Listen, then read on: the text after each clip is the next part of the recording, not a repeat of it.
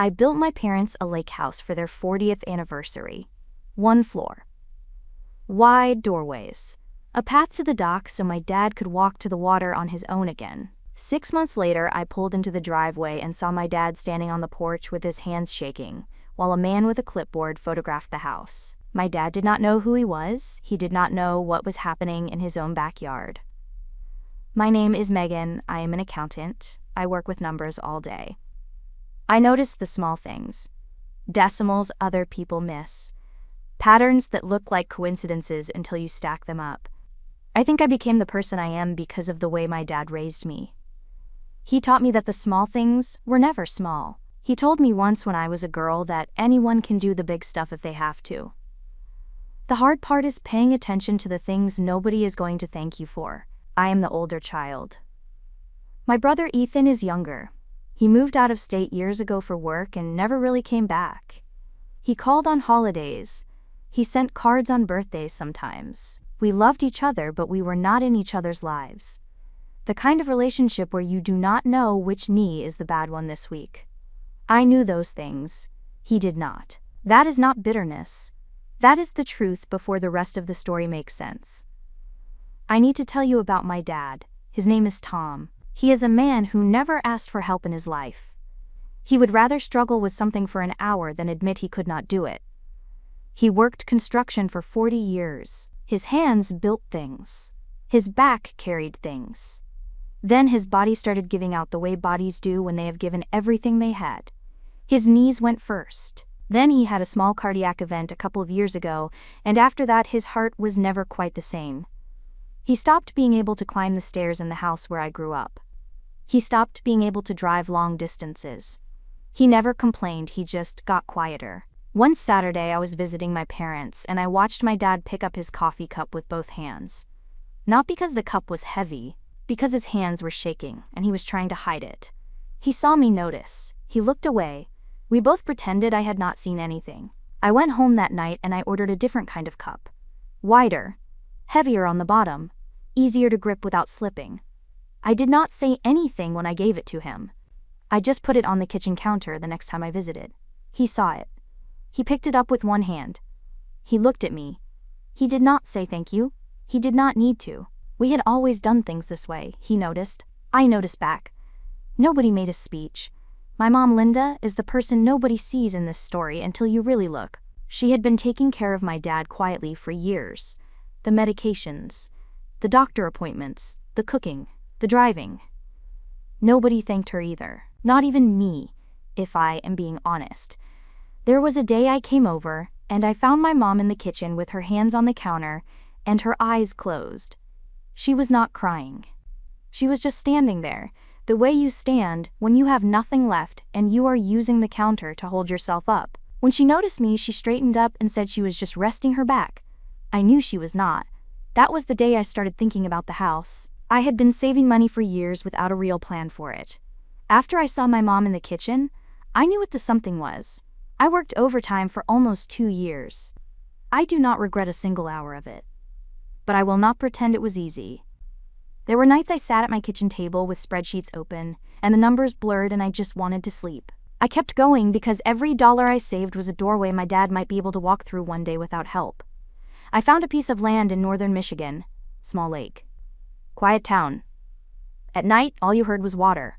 I bought the land, I hired a contractor, I sat down with him and I told him exactly what I needed. I told him the doorways had to be wider than standard. Wide enough that a wheelchair could fit through if my dad ever needed one. I said the word wheelchair out loud and my voice caught on it. I do not know why. Maybe because saying it made it real.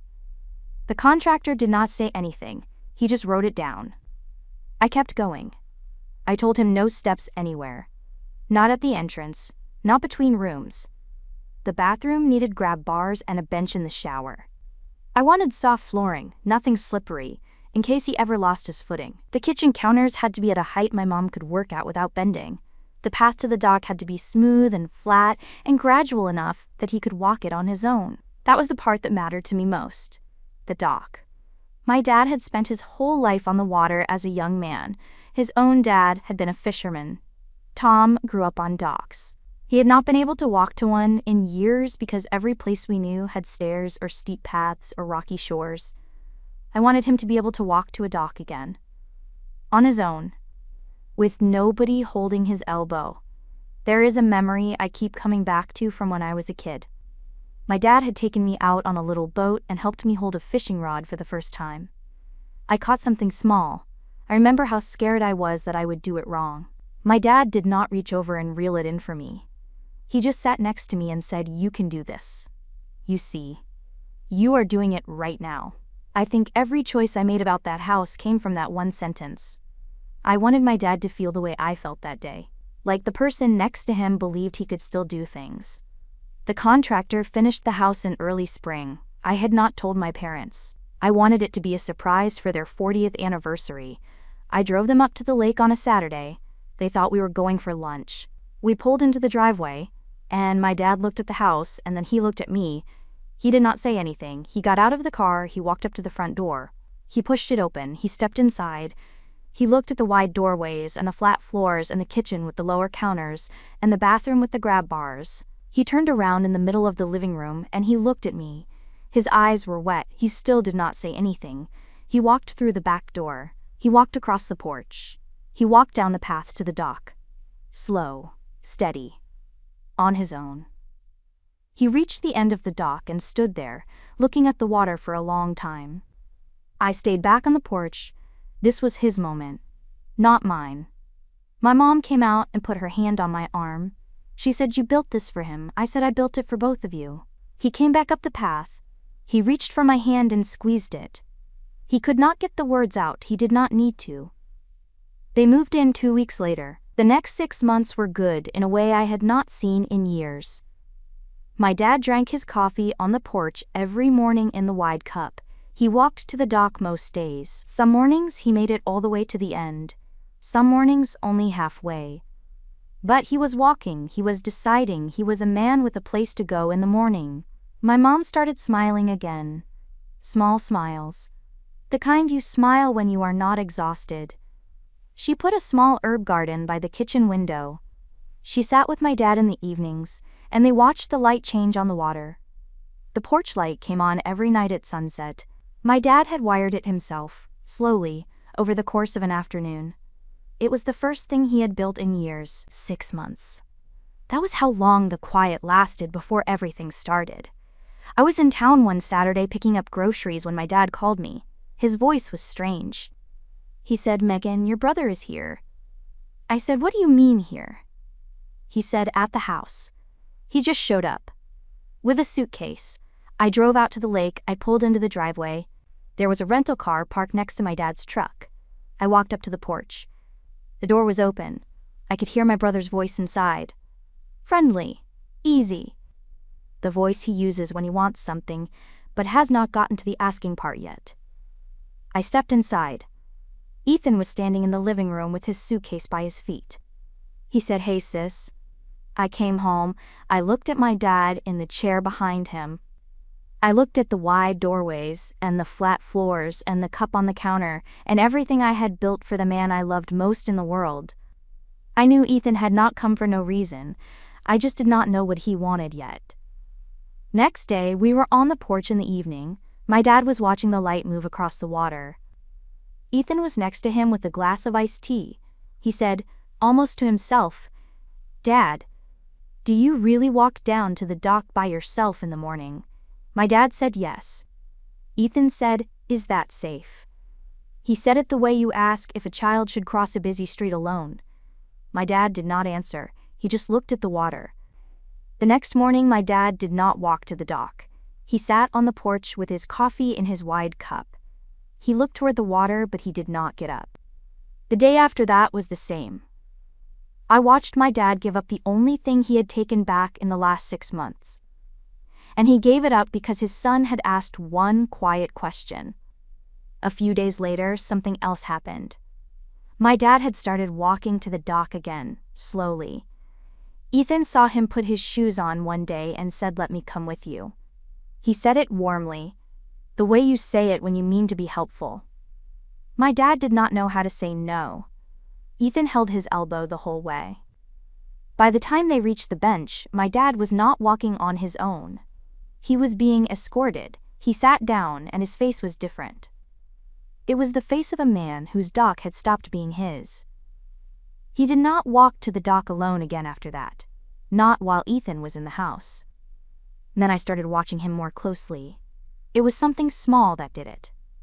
One afternoon, his laptop was open on the kitchen table. He was outside on a phone call. I was not trying to look. The screen was on his email. The top message had a subject line that said "Final Notice" in red letters. I could see one line of the preview. Outstanding balance. I closed the laptop. I did not say anything to anyone. But I understood something I had not understood before. Ethan had not come home because he had grown up. He had come home because he had run out of options. After that, I started paying attention to his words the way I pay attention to numbers at work. The same phrases kept coming up. Is it safe? Is that responsible? Do you feel like you have a say? They were not random questions. They were a pattern. He was not making conversation. He was building something. And once I saw the pattern, I could not unsee it. The third week, Ethan brought a folder to the dinner table. He set it down between the breadbasket and the salt. He said he had been doing some research, just out of curiosity. He said there were some really nice assisted living places not far from where he lived, just as an option. He said he had also pulled some numbers on what places like that cost. My dad reached out and picked up the folder. He looked at it for 2 seconds. Then he stood up slowly and walked to the kitchen drawer where my mom kept the takeout menus. He put the folder inside. He closed the drawer. His hand was shaking. I do not think anyone else saw that part. I had been watching his hands my whole life. He sat back down. Nobody said anything for the rest of the meal. But the folder was not the only thing. That night my dad came out to the porch where I was sitting. He had a folded piece of paper in his hand. He held it out without saying anything. I unfolded it. It was a power of attorney form. The agent line had Ethan's name typed in. The principal line had my dad's. The signature line was empty. I asked him very quietly where he got it. He said Ethan had handed it to him this afternoon when nobody else was in the room. He said Ethan had told him it was just a precaution, in case something happened. He said Ethan had a pen ready in his other hand. I asked if he had signed it. He said no. He said when Ethan handed it to him, Ethan had been watching his face the way you look at someone to see if they are tired enough or confused enough to do what you want. He had walked out of the room and carried the paper in his pocket for hours, not knowing what to do with it. I sat there with the paper in my hand and every piece of the last 2 weeks rearranged itself in my head. The doc question. The folder at dinner. The laptop. This.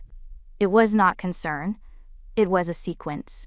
I told him he had done the right thing. He looked at me and his eyes were tired in a way I had not seen them before. He said, "Megan, my own son tried to get me to sign something while watching my face like I was already gone." I said, "I know, Dad." The next morning, a man I had never seen before walked into the backyard. I was inside making coffee. I heard my dad's voice from the porch. He said, "Excuse me, can I help you?" There was a man with a clipboard and a camera taking pictures of the house. The front. The back. The dock. My dad walked to the edge of the porch. He said, "Sir, what are you doing here?" The man smiled. He said he was here for the appraisal. My dad said, "What appraisal?" I came out. My dad turned and looked at me like a man who had just found out something was happening in his own house, and he was the last person to know about it. I asked the man who hired him. It was Ethan. 2 days earlier, he had not asked any of us. I told the appraiser to leave. He packed up and walked back to his car. I went inside. Ethan was in the kitchen. I asked him why there was a man taking pictures of Dad's house. He said we needed to know what the place was worth. He said it was responsible. I said, "You do not call an appraiser unless you're thinking about selling." He said, "Nobody's talking about selling." Then he said, "But look around. This place is too big for 2 old people. The dock is dangerous. It would be more responsible to find them something smaller. Closer to family. Closer to him." He meant closer to him. I said this house is the only place Dad can walk through doorways without help, the only place he can shower without being afraid, the only place he can walk to a dock under his own power. You do not know any of that, because you were not here when I was building it. He did not answer that for a moment. Then he looked up, and the brother I had grown up with came out from behind the brother who had been pretending all week. He said, "You know what this is really about? You spent 2 years quietly making yourself the only person who matters in this family. You built a house and you decide who walks where in it." He said, "I am their son too. Where is my name?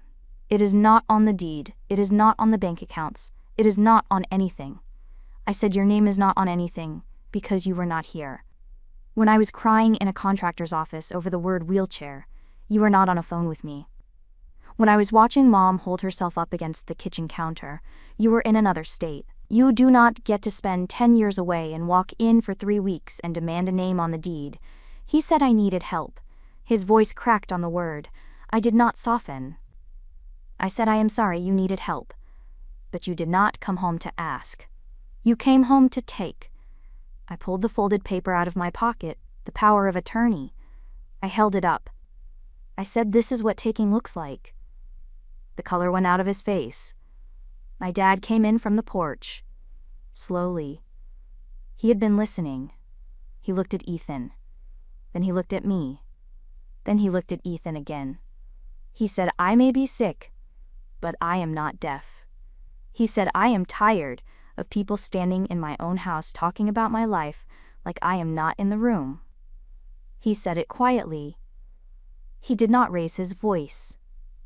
My dad has never raised his voice in his life. But that sentence had more weight than anything I had ever heard him say. Ethan looked at him. He started to say something. Then he stopped. He set his glass of water down on the counter, hard enough that some of it spilled. He walked past me to the front room. He picked up his suitcase.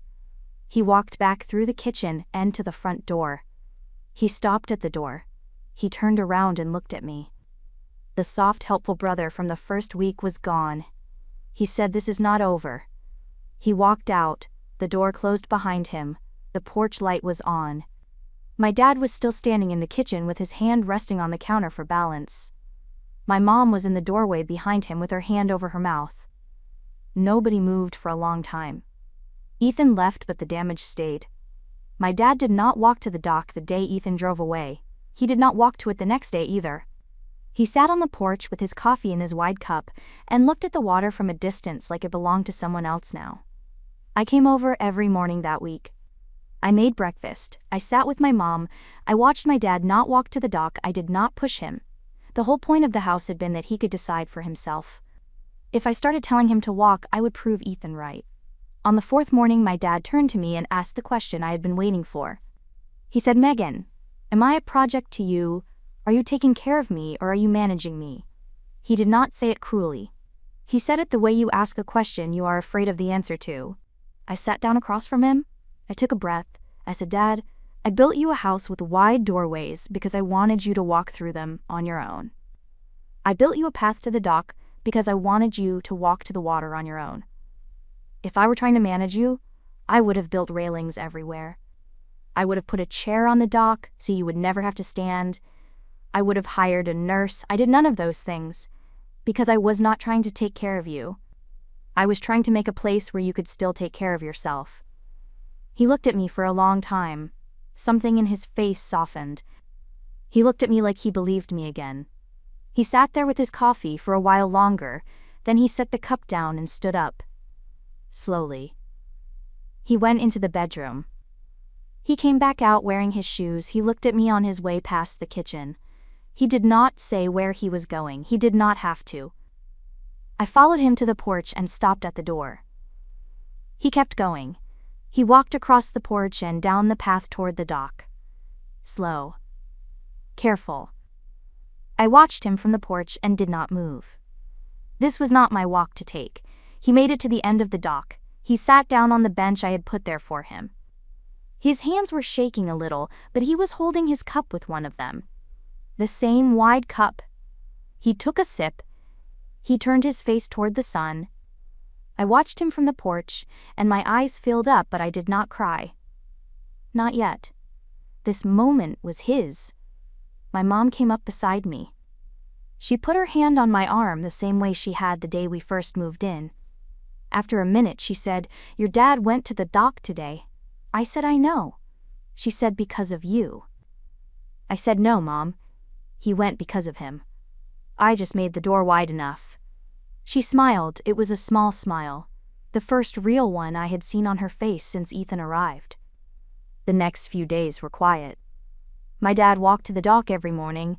He did not need anyone to watch him do it. He just needed to be the one who decided to go. Ethan called me about 3 weeks later. I almost did not answer. He did not say much at first. Then he said, hey. I said, hey. He said, how is Dad? I said, he is walking to the dock again. He was quiet. Then he said, good. Just good. There was something underneath the word that had not been there in the kitchen the day he left. Not quite an apology, but leaning in that direction. He said I should not have called the appraiser. I said, no, you should not have. He said, I told myself I was being responsible. I said, I know what you told yourself. He did not argue. Before he hung up, he said, tell Dad. I said, hi. I said, okay. I did not promise to Pa. That night I sat in my own house alone. I had not really stopped moving since Ethan arrived 3 weeks earlier, and I think my body had been holding something the whole time. I made tea. I sat at my kitchen table. I thought about my dad at the end of the dock. I thought about my mom on the porch. I thought about the question my dad had asked me about whether I was managing him, and I cried for about 10 minutes. It was not loud crying. It was the kind that comes when you have been carrying something for too long and finally get to put it down. When it stopped, I washed my face and went to bed. The next morning I drove to the grocery store and I bought the cheese my mom liked and the bread my dad liked and a thermos of fresh coffee. I drove out to the lake. I did not call ahead. I just showed up. That is how my dad and I had always done things. A few days later, my dad gave me a note. He handed it to me without saying anything. His handwriting was harder to read than it used to be. The letters wobbled in places. I had to look at it twice to make sure I understood. The note said, you did not control me. You saw me. I read it 3 times. I folded it. I put it in my wallet. It is still there. The porch light came on every night again. There had been one night during Ethan's visit when my dad had not turned it on. I had not said anything about it then. I had noticed. The night after Ethan left, my dad walked to the porch at sunset and turned the light back on himself. It has been on every night since. About a month later, I got a call from a number I did not recognize. It was an attorney in town. An older man. He said he had grown up with my dad. He said my dad had come into his office a few weeks earlier and had asked him to draw up a new will. He said he had assumed I knew. He was calling because the paperwork was ready to be signed, and he wanted to make sure my dad had a ride to the office.